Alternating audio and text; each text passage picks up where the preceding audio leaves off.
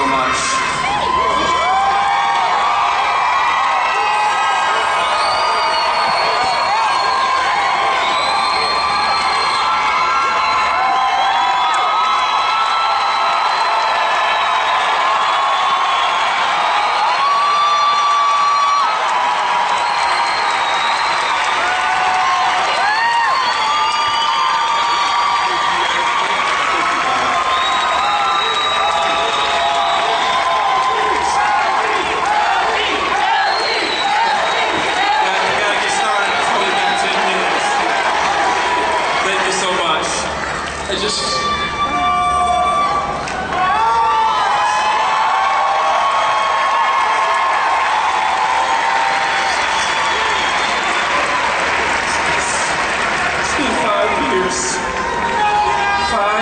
Thinking about this moment. I kind of had an idea of what I was going to say, but I don't know if I can say it.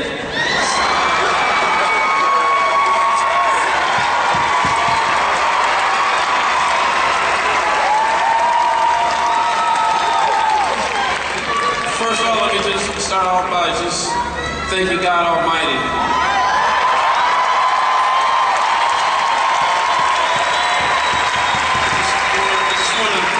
Thank God for taking what seemed impossible and placing me here today as a diamond. Man, Rob, I don't know what to do. I'm just so overcome right now, guys. You don't understand where I've been. 5 years thinking about this moment.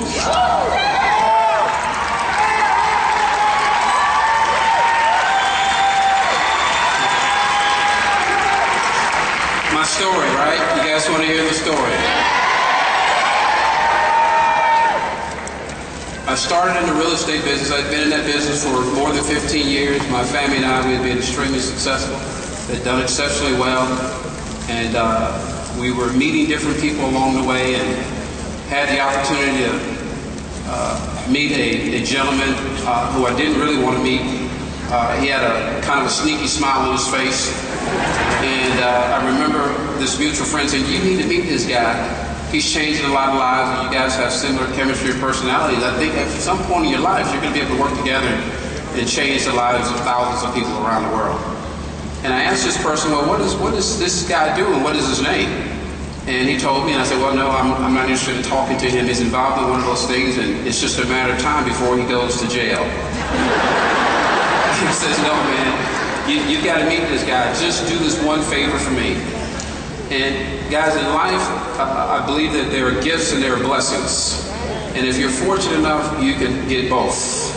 And I'll explain that in just a minute. And I decided that I would go ahead and meet this gentleman just to get my friend off my back. And that was almost 14 years ago. And that gentleman was, or is, Mr. Holton Bucks.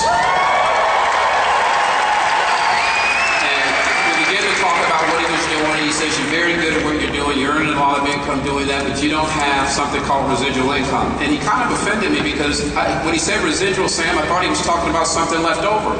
I always had a lot of money left over. And I know he clarified that for me. He says, you're really good at what you do, but you're going to need this at one point. Keep my number, let's stay in touch, let's keep our relationships good. And I'm going to go on and help other people change their lives in network marketing. Elgie, I will be there for you and your family because you're going to need me one day. And in 2007, Dave, things began to change. We began to lose everything. Lost our homes, lost our cars, lost 3 businesses. The money was gone, the lifestyle was gone. And all the people that we had helped, Dave, we had helped a lot of people. None of them were around. We couldn't find them. They wouldn't even loan us, wouldn't even invite us over for their homes. We had nothing.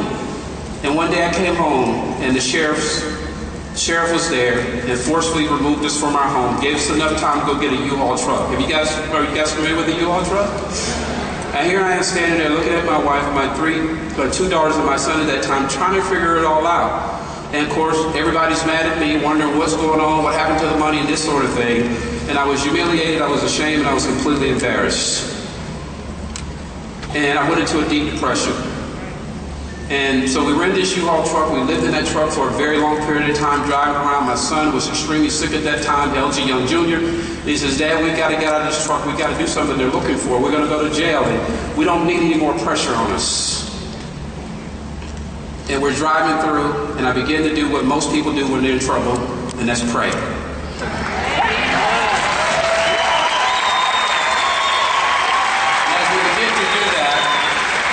My son and I were driving through Missouri City, Texas, right outside of Sugar Land. There's this abandoned house.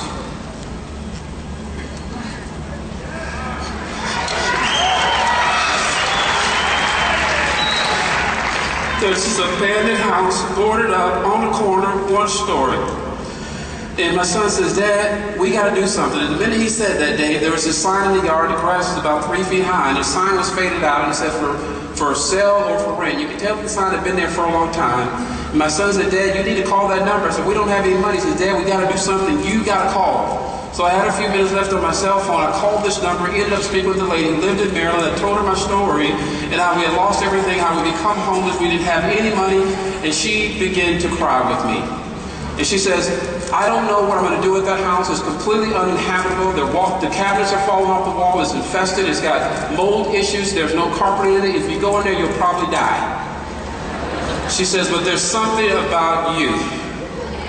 There's something about you. And if it will help your family get out of that U-Haul and get out of the streets, I will let you live in that house rent-free. All I want you to do is just fix it up when you get some money. God is good. And I said, okay. And I kept praying. And it was like things were just coming into place. I get this call from Mr. Holton Buggs on one of my old cell phones. You've got to get over to my house. I've got something amazing I got to show you. If you choose to participate, it's going to change your life. And my son, who was really sick, had heard the conversation, wanted to go over with me to Holton Buggs' house in Orlando, but we had a problem. We had no car. So we ended up scrounging at one of the old sofas, found $10 worth of loose change, went next door to a neighbor's house we did not know, and asked her if we could borrow her car. And through God, she said yes. We ended up driving to Mr. Holton Early's house, driving to 3 gates, and I told my son, one of these days we're going to live like this again because you deserve it. I don't know how, but it's going to happen. I give you my word. So we get up to their house, we go in, and Holton's hugging us, and he's talking about this coffee thing, and I'm not really feeling it, because I'm not a coffee drinker, but my son who was there had on his hoodie, was real sick, and he was drinking it. And Holton, Early called him. He had to go away for a second. He lifted his head up and says, Dad, I need to talk to you. I said, sure. He says, I can tell that you're not interested in this coffee business. You're not going to do it. I said, you're right. And he says, Dad, I need to give you 3 reasons. He was 22 at the time. I've got to give you 3 reasons. Now, he's sick, very sick. He says, I want to give you 3 reasons why we got to do this. He says, number 1, Dad, you guys don't understand what kind of product we have, but I'm about to help you out. He says, Dad, you don't understand. He says, there's something in this coffee. I don't know what it is, but whatever it is, Dad, it's going to help a lot of people because it's helping me right now.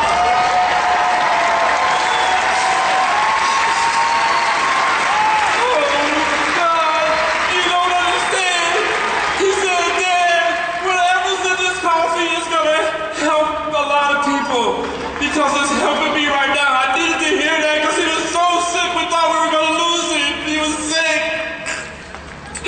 And I said, oh, what else you got, Scooter? We call him Scooter. He says, Dad, I know we lost everything. He says, Dad, but I got something I want you to know. Dad, I love you still. I still believe in you. You are my dad. You're still my champion. I know you can do this. I know you can do it, Dad. You gotta get us back on top! Dad, you can do it!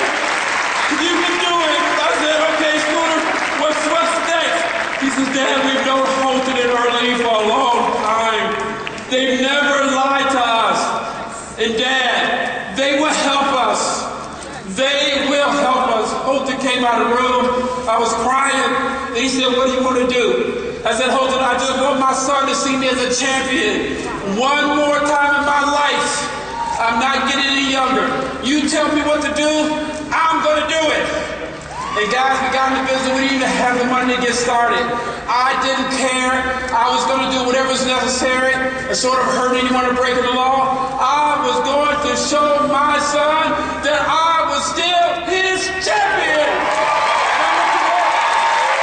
I went to work. The greatest gift in my life has been my son. I thank God for him every single day. The greatest blessing in my life, because sometimes you get both. If you have favor, I know that I have favor. The greatest blessing in my life has been Holton and Early Bugs. I want to close with this. This is so important. When I was going diamond, Holton and I were going back and forth. I texted him, I said, I'm so sorry. It took me so long. And he made me feel so good. Because this is what he said. LG, success is never late. It's always right on time.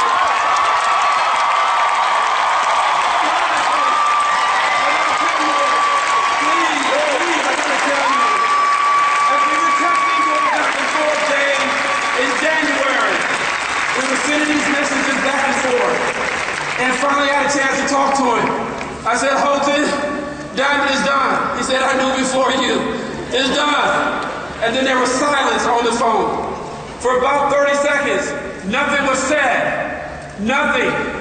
When I got off that phone, I dropped to my knees and I thank God for Holton Bucks again. Because this is what happened. While we were not saying anything, he was shedding a tear for me. He was shedding a tear for me. You don't understand. The only time I've ever seen this man cry was 5 years ago when he was talking about his